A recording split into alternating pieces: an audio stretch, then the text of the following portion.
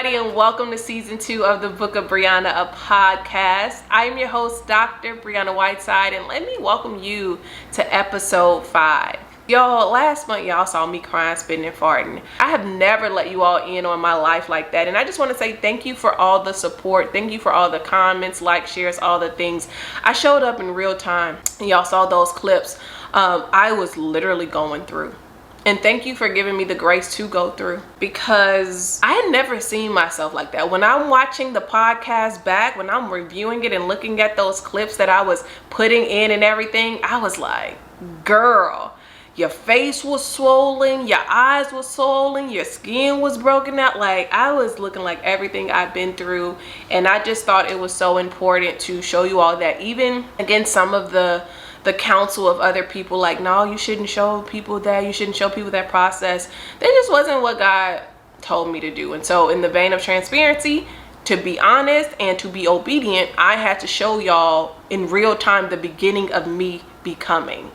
And now that we've gotten that out of the way, thank God, I am no longer in that tough, hard season feeling of it. You know, even though I'm still in the test, I don't feel the hardness of the season. That's what I'm most grateful for.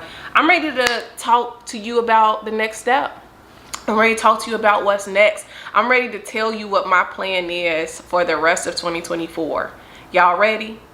Get your pens out, because it's gonna be good. My plan for the rest of 2024 is to become unstoppable.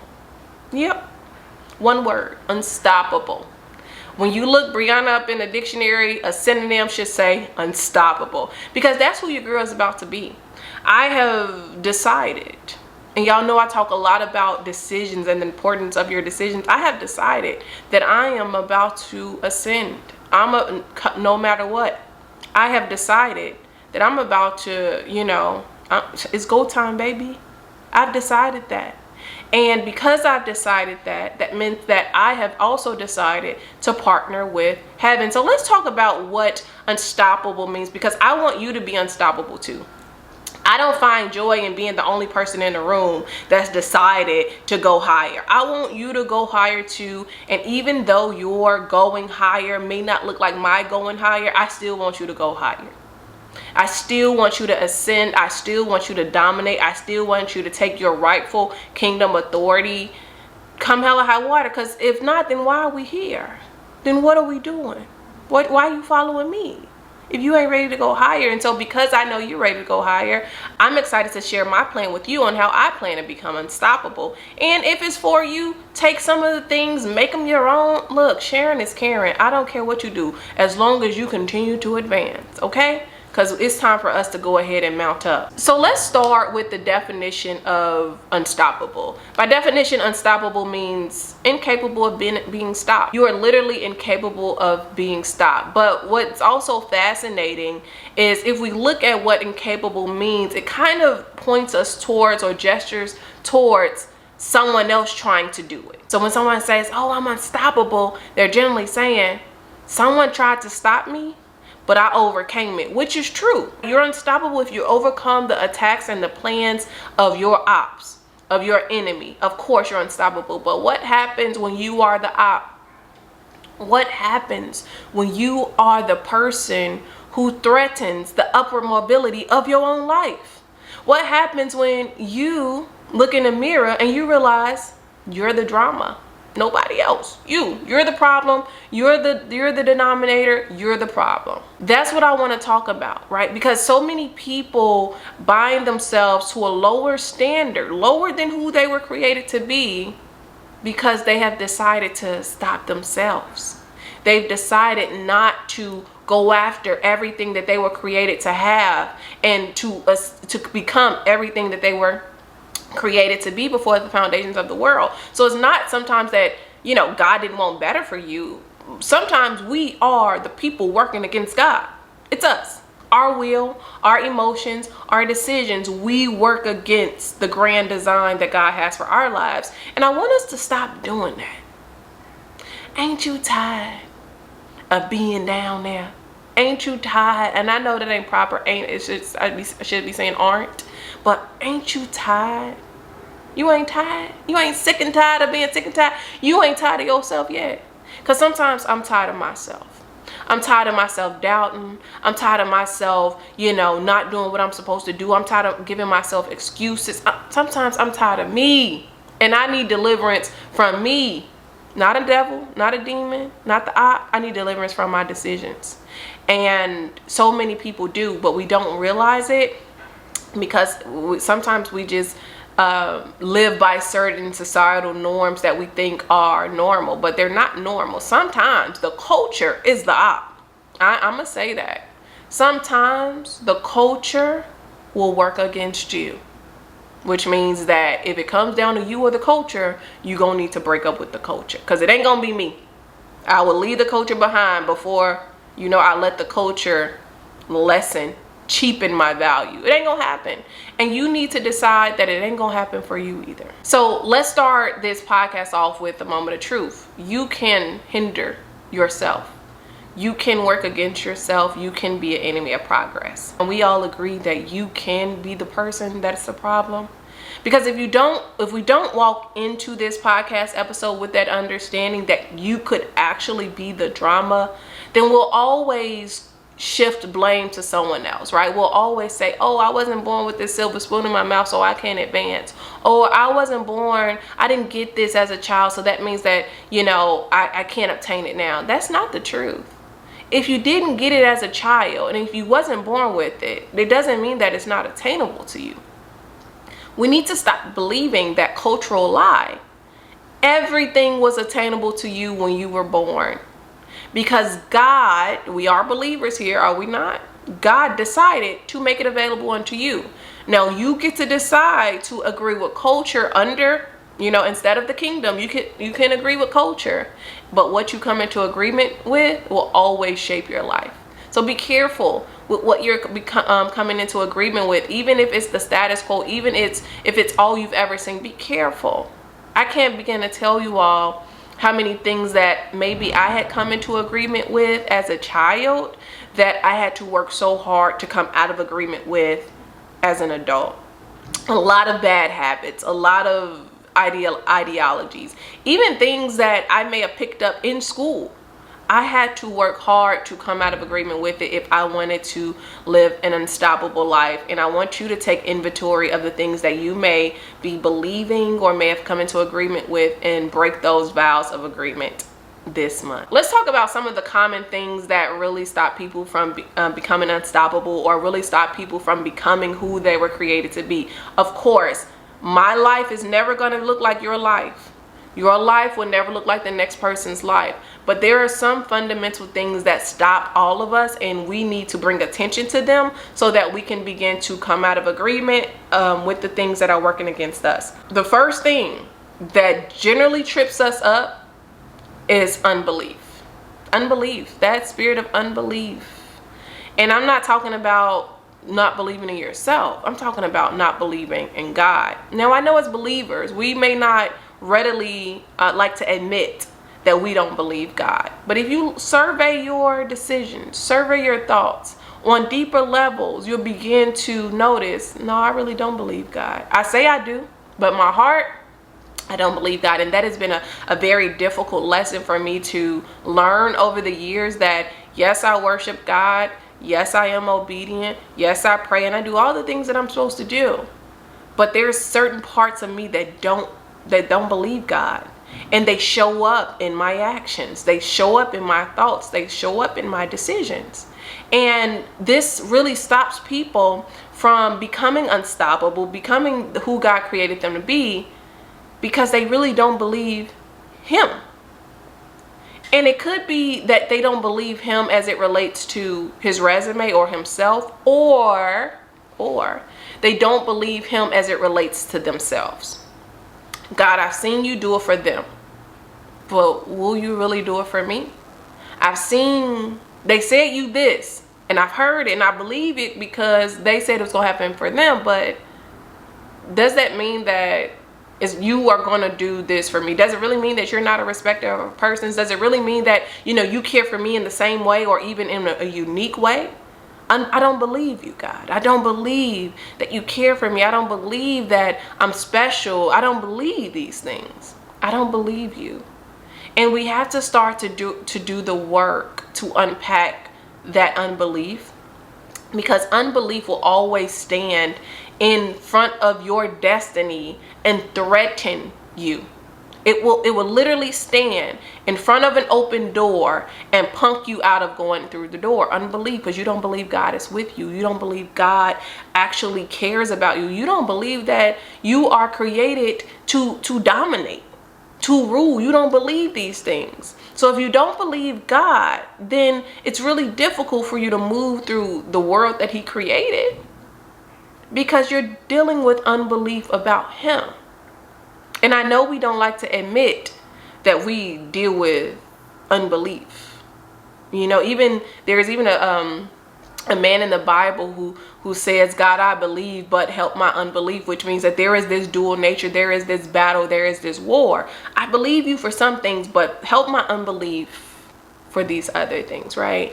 And I know that intimately. I know what it's like to feel like you're double-minded, to feel like you're wavering back and forth and back and forth. It's a very uncomfortable thing. But underneath all of that wavering is unbelief. I don't believe God. I don't believe God. And, you know, as I continue to move throughout this new season that I'm in, I am really challenging myself to question the unbelief that I have. Why don't you believe? Why can you believe him over here and not believe him over there? Why, Brianna? I'm questioning Brianna because I'm not questioning God. This isn't a God issue. This is a me issue. What conversations have I heard? What things have I come into agreement with, you know, consciously or unconsciously? I'm having to do this work in real time because I have to confront the unbelief, because if I don't confront the unbelief about God, then I can never confront the unbelief about myself. We do things, we believe that we can do things because God, not because of ourselves. We are not the gods of our lives. I know there's this, I think it's a poem called Invictus or something. And they're basically saying, I am the captain of my soul and the master of something. I can't remember what it is, but that's a lie. You are not the captain of your soul. You can't even steward it. You don't even got your emotions together. How you gonna be the captain of something that's eternal? Your soul is eternal, right? Your spirit, soulish man, right? So the first thing that keeps people from becoming unstoppable, from becoming great, is unbelief in God. We have to build our lives on the foundation of who he is and even what he says, because it says that he puts his word above himself. So if you don't get a hold of that, you might struggle. Then the journey may be a little more difficult than it needs to be, because you haven't gotten your belief under control. The next thing that generally keeps people from moving forward and becoming unstoppable is the lack of self-confidence. I don't believe in myself. I don't believe that I was created for greatness. I don't believe that I'm special. I don't believe that I am unique. I don't believe that I can do anything. I don't believe. You lack self-confidence. And it's so weird because we can have confidence in everybody else, but when it comes to us, we don't have that same type of energy about ourselves. We don't believe in ourselves like we should. We lack self-confidence. And then when we see someone who has self-confidence, we like to generally demonize them by saying they're arrogant. Now, this is not saying that some people are not arrogant, because some people are. But some people are just confident in themselves. And that means that they fly above the rest. They fly above the criticism. And our discomfort with seeing confidence is what keeps us bound, what keeps us lower, what keeps us in this type of crabs in the barrel type mentality that's going around these mountains, because you don't lack confidence in yourself. You don't believe in yourself. When I made that decision to leave my career, y'all, even though God asked me to, I had to believe in myself enough to know you can be greater than this. You were actually created to continue to be great. you're going to be greater after you make this decision. And I had to believe in myself. The institution did not give me greatness. The institution did not add to my ability and capabilities. No, it is the people who work at institutions that make the name so prestigious. It is the people who come through those institutions. And so I had to say, I believe in myself enough. I believe in my ideas. I believe in my purpose. I believe in the reason why I was created. So I'm going to go ahead and go with God on this. That was me saying I'm confident in stepping out here without institutional backing. Notice I didn't say the backing of heaven though, because I do have the backing of heaven. But I said that I am confident enough to step out here and take God at his word. I believe God above this institution, and I believe that he has more ability to give me more than what an institution does. And not saying anything was wrong with my institution. I love my institution. I'm just saying that I had to have confidence in God and myself over an institution, because y'all know ain't nothing personal. People lose jobs every day. Every day. It's not personal, it's business. People are laid off every day. And sometimes, you know, in panic, we kind of slip into this, oh my God, what am I gonna do? Instead of, okay, let me call my emotions in and let me see what God wants me to create right now. That is how I had to move after I made that decision, after I finished crying, spitting, and farting, after I decided. I said, okay, now it's time to create. Now it's time for you to become unstoppable. It's time for the next phase of your life. I had to decide. I had to get up out that rut. Like, that wasn't doing nothing for me. It was time for me to what was it? Come to myself. Come back to myself. That's what they said the prodigal son did. When he came to himself, I had to come to myself. Come back to the original intent of who you are, Brianna. Call yourself back in. And then I was like, you know what? Your girl can do this. Your girl can do it. You can do it. You can do whatever you put your mind to, because you have the mind of Christ and you have the backing of heaven. And so I had to remember that I was uniquely created, and I am uniquely made, and I can co-create the next path. But I had to have confidence in myself enough. But in order for me to have confidence in myself, I had to go back and reassess my confidence in God. This is why y'all are able to see me show up in the way that I'm showing up now. The third thing that I found that keep people from being unstoppable is the fear of success or failure. The fear of success or failure. I'll be the first to admit that I've struggled with both. And we know God didn't give us a spirit of fear before y'all start. But I'm saying it's still present sometimes. And I would be the first to admit that I struggled with both. I've struggled with fearing that I was going to fail, and I've struggled with being afraid that I was going to succeed. And they're very, very fascinating things to journey through, right? If you're feeling fear of failure, you take it personally. You're like, oh my God, you know, I am a failure. If I fail at this thing, it means that I am a failure. And that's something I had to work through in therapy. That a failure doesn't mean that you are a failure. Because something fails does not mean that you have failed. And it took some time to untangle that. But fear of failure stops people from trying so many things. And, you know, I had to say, look, if I fail, I fail. You know what I'm saying? Kind of like Esther, if I perish, I perish. But we gonna step out here and do what God has asked me to do, because I don't want this fear to stop or to cause my life to stutter. I don't want this fear to force me down and to force me to stay in somewhere that the grace is lifted. Fear of failure is a real thing, and I had to fight it. But on the flip side, even in making the decision to leave my career, I had to combat the fear of success.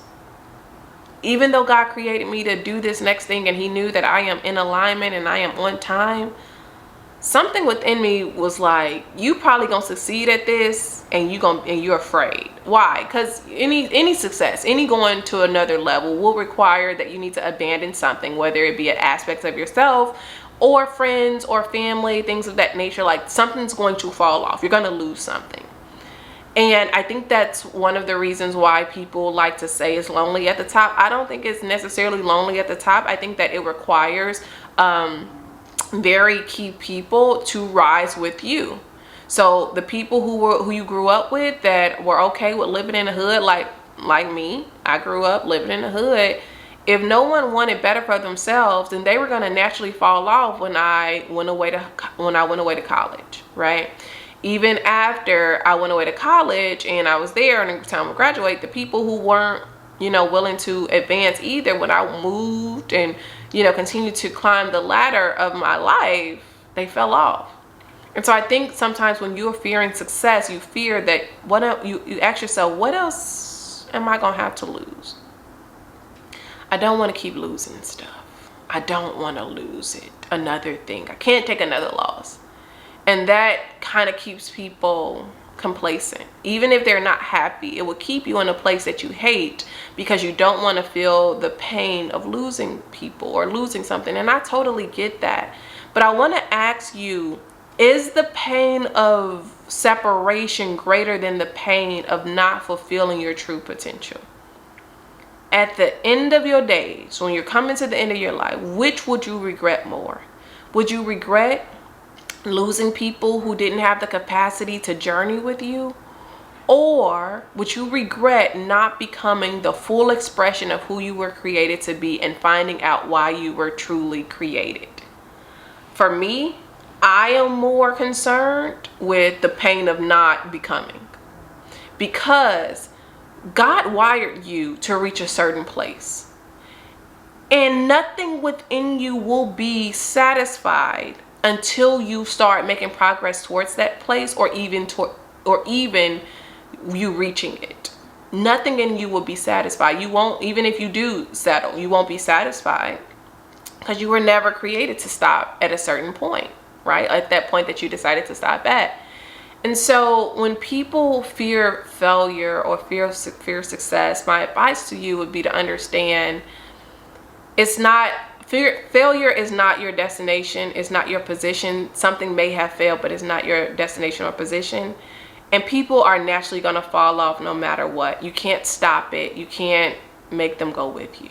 And this brings us to number 4, the last reason why people generally don't become unstoppable, don't fulfill their purpose, is lack of discipline, y'all. Discipline. Discipline, okay? I know that's that D word we don't like to talk about, but discipline. You lack discipline. You need discipline. To do anything, you need discipline. And this is where people fall off, right? We want to hyper spiritualize everything, but everything is not hyper spiritual. You lack discipline. Whether that means that you're trying to lose weight and you're not eating properly, that's a discipline issue. Or you're like, oh, I need to work out. You're not going consistently. That's a discipline issue. Oh, you told yourself that you had these New Year's resolutions and now we're in February. And ain't none of them, you ain't made no progress towards none of them. That's a discipline issue. Discipline. Sometimes you don't have to be the best. You just have to be more disciplined than the next person. And by very nature, you will outpace that person. Y'all want to know why? Sometimes people are so shocked by the way that I move and how much I'm able to get done. And it's not that I'm super smart or super great at what I do, even though I think I'm super smart or super great. It's really because I am great at discipline. I beat my body into submission. I tell my time what to do. I tell my money what to do. I literally am a disciplined person, and it's taken time for me to learn discipline. But also think about this. You don't get through 10 years of school post high school to get a doctorate and not be disciplined. You don't. 4 years undergrad, 2 years master's, 4 years PhD. That's discipline. By very nature, the educational system wants to see how disciplined you can be. And as anything, if you want to advance, you got to have that D word. If you want to, respectfully, if you want to go higher in God, it's going to require discipline. If you want to, be snatched, it's going to require discipline. If you want to get your money together, it's going to require discipline. That's it. Discipline. People lack discipline. And then they expect other people to kind of come along and validate them or give them, sympathy when they don't do what they're supposed to do. But like, the truth is, you lack discipline. You are working against yourself because you have decided not to discipline your emotions, your habits, your routines. Discipline. Discipline. That is your word for the month. Discipline. I was talking to my brothers one day and he said, you know, my word for the year is no, to myself. And I said, that's a good word. That's a good word to turn on yourself. No. No. You're going to have to discipline those appetites. You're going to have to say no. And it's not easy. Who said it was going to be easy? It ain't supposed to be cute, but it will work. It will work every time. Discipline and strategy will work every time. So that's what I want you to pay attention to as you journey with me and as you decide to become unstoppable in your own respects. You need to pay attention to what you believe about God, what you believe about yourself.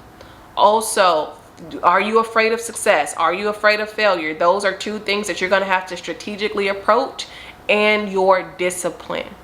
We don't have to, this doesn't have to be mystical, y'all. Success is always predictable.